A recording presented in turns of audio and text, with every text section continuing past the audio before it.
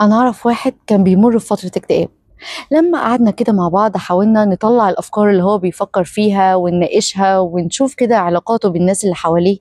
لقينا إن هو برضو مشكلته إن شايف إن الناس ما بتحبوش.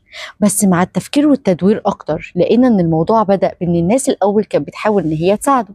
أصحابه وأهله والناس اللي بيحبوه بيحاولوا إن هم يخرجوه من اللي هو فيه، يهزروا معاه، يطلبوا منه إن هو يخرج، يسألوه مالك، يحاولوا يخليه يفضفض.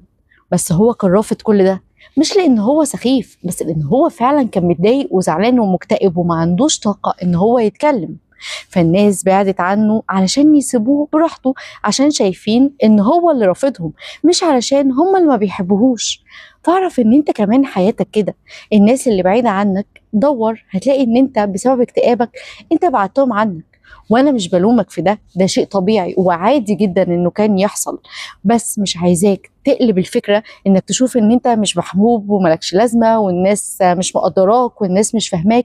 افهم ان ده كان مجرد رد فعل لفعل منك في وقت مش صح. فانت ابدأ دور على حد من دايرة معارفك واتصل بيه، او على الاقل يا سيدي ابعت له رسالة، سلم عليه رسالة مختصرة ما فيهاش كلام كتير وما ترغيش معاه كتير.